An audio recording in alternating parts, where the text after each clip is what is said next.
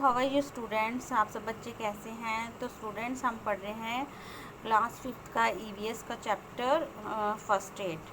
तो आज इसका थोड़ा नेक्स्ट पार्ट करेंगे, हम हीट स्ट्रोक के बारे में पढ़ेंगे। तो पहले हम थोड़ा सा इंट्रोडक्शन देती हूँ। हीट स्ट्रोक क्या होता है। हीट स्ट्रोक वो होता है जब बहुत ज़्यादा तेज़ गर्मी होती है तो उससे पर्सन को अनकंफर्टेबल फील होता है। जैसे वो बाहर जाएगा तो उसे बहुत ज़्यादा गर्मी के कारण क्या होगा, चक्कर आएंगे, गीडी फील करेगा, टायर्डनेस फील करेगा और हेडेक, उसे सर में दर्द होगा। तो बहुत ज़्यादा गर्मी के कारण ही ये होता है। तो अब पढ़ते हैं हम heat stroke. During the month of May and June it is very hot in some northern part of our country. जो महीना होता है मई और जून का, बहुत ही गर्म महीना होता है northern part of our country में। वो experience very hot and strong winds, और हमें बहुत ज़्यादा स्ट्रॉन्ग और हॉट विंड्स चलती हैं। मतलब कि बहुत, उसे क्या बोलते हैं, लू। मतलब कि बहुत, जिसमें बहुत ज़्यादा गर्मी होती है, गर्म हवाएं चलती हैं। गर्म हवाएं को हम क्या बोलते हैं, लू बोलते हैं। In those days due to the heat the temperature outside is very high, और बाहर का जो टेम्परेचर है बहुत ही ज़्यादा होता है। If we remain out the sun during the period for long period, we feel giddy, tired and get a headache. These are the symptoms of heat stroke. और ज़्यादा टाइम हम बाहर रहेंगे धूप में तो हम क्या फील करेंगे, हमें चक्कर आएंगे, हम थकावट महसूस करेंगे, हमें सर में दर्द हो जाएगा। तो ये सब क्या सिम्टम्स हैं किसके, हीट स्ट्रोक के। When first aid should be given to victim of heat stroke, हमें कौन सी फर्स्ट एड देनी चाहिए जिस विक्टिम को जब हीट स्ट्रोक लग जाए। यहाँ पे दिया है डू और डोंट। अब डू में क्या है कि हमें क्या करना चाहिए, डू डोंट में है कि नहीं करना चाहिए। अब डू में है make the patient lie down in A shady place, हमें उस पर्सन को छायादार वृक्ष के नीचे लिटा देना चाहिए। Do not crowd around the patient, हमें उस पेशेंट के इर्द गिर्द ज़्यादा भीड़ भाड़ नहीं इकट्ठी करनी चाहिए। In case of high fever A cold sponge is helpful. अब ज़्यादा अगर उसे फीवर है, कोल्ड हो गया है, तो उसे क्या करना चाहिए, एक रुमाल सा स्पॉन्ज लेनी चाहिए और उसके सर पे रखना चाहिए, पट्टी जैसी होती है। Do not cover the patient with any cloth specially woollen cloth, हमें पेशेंट को वुलन क्लोथ के साथ कवर नहीं करना चाहिए और ना ही ज़्यादा गर्म कपड़े पहनाने चाहिए। अब देखिए next, give the patient a solution of salt, sugar and lime. You can also give the use of an unripe mango, और इसे हमें क्या देना चाहिए, हमें साल्ट, उसमें पानी में मिला के साल्ट और शुगर का सोल्यूशन देना चाहिए। और हमें जो मैंगो का जो जूस होता है वो भी अनराइप, जो कच्चा मैंगो होता है उसका भी जूस दे सकते हैं। Do not give hot T और कॉफ़ी टू द पेशेंट, हमें उसे चाय या कॉफ़ी नहीं देनी चाहिए।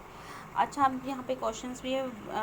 विच is the hottest month in the place where you live, अब पूछा कि आप जहाँ पे रहते हो वहाँ पे कौन सा महीना सबसे हॉटेस्ट होता है। तो मंथ हम May and June is the very hottest in our place, हमारी जो जगह है वो उस महीने में सबसे ज़्यादा गर्म महीना मई और जून का होता है। अब विच is the unit of measuring temperature, अब यूनिट कौन सी है, जो टेम्परेचर मेज़र करते हैं तो कौन से यूनिट से करते हैं। The most common unit of measurement for temperature are Celsius, Fahrenheit and Kelvin, ये 3 यूनिट है। सेल्सियस से करते हैं, फ़ारेनहाइट करते हैं और केल्विन से भी करते हैं। ओके स्टूडेंट्स, अब ये record the daily maximum temperature के बारे में पूछा है, इसे आप खुद भी कर सकते हो। अब ब्लीडिंग नोज़, इन केस अगर ब्लीडिंग नोज़ का है, मतलब अगर नोज़ से खून आ रहा है तो क्या करना चाहिए। Sometimes when it is very hot there may be bleeding from our nose, we call it's bleeding nose. Let us find out what first aid should be given in such a situation. अब देखो कि बहुत ज़्यादा गर्मी होने के कारण हमारे नाक से कभी कभी क्या हो जाता है, खून आ जाता है। तो हमें कौन सी फर्स्ट एड ऐसी सिचुएशन में देनी चाहिए। तो यहाँ पे भी है डू और डोंट्स। तो क्या करना चाहिए, पहले है कि patient lie down with the head in lower position than the body.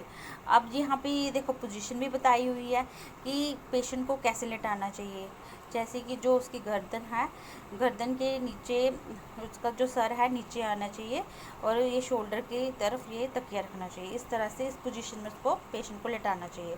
और डोंट क्या करें, do not put pillow under the patient head, head के नीचे पिलो नहीं देना चाहिए हमें। अब देखिए, poor cold water on the patient heads, अब हमें पेशेंट के ऊपर जो सर के ऊपर ठंडा पानी डालना चाहिए। The patient must not put his finger in the nose, patient को मतलब उंगली नहीं डालने देना चाहिए नोज़ में। A cold pack can be put on the nose, हमें एक कोल्ड पैक, ठंडी पट्टी का पैक कह लो, उसे नोज़ के पास रखना चाहिए।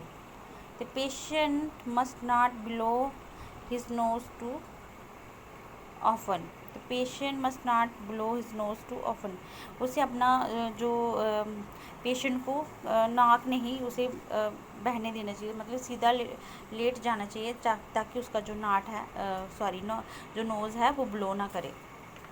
ओके। इंसेक्ट वाइट, अब इंसेक्ट वाइट क्या है कि जब कि जैसे कि इंसेक्ट हो गए, जैसे कोई कीड़े मकोड़े ने काट लिए तो हम इसे क्या बोलते हैं, इंसेक्ट्स बोलते हैं। तो इंसेक्ट ने काट लिए तो क्या करेंगे, इंसेक्ट लाइक बीज, मधुमक्खी, wasp etcetera are common found around us, ये चीज़ें तो हमें मिलती ही रहती हैं, हमारे इर्द गिर्द घूमती रहती हैं। दीज इंसेक्ट समटाइम्स स्टिंग अस, कभी कभी ये हमें काट लेते हैं। Which can be very painful, जो कि हमें बहुत पेनफुल महसूस होता है, बहुत दर्द होता है। Sometimes sting can cause swelling in that part of body, जो इससे कारण हमारी बॉडी भी क्या हो जाती है, स्वेलिंग, सूजन हो जाती है। We should not tease insect, it is only when we tease them they usually sting us, हमें इंसेक्ट को क्या करना चाहिए, हमें क्या इनको तंग नहीं करना चाहिए, अगर हम इन्हें तंग करेंगे तो ये क्या करेंगे, हमें काटेंगे। We do not such a situation, हमें क्या नहीं करना चाहिए।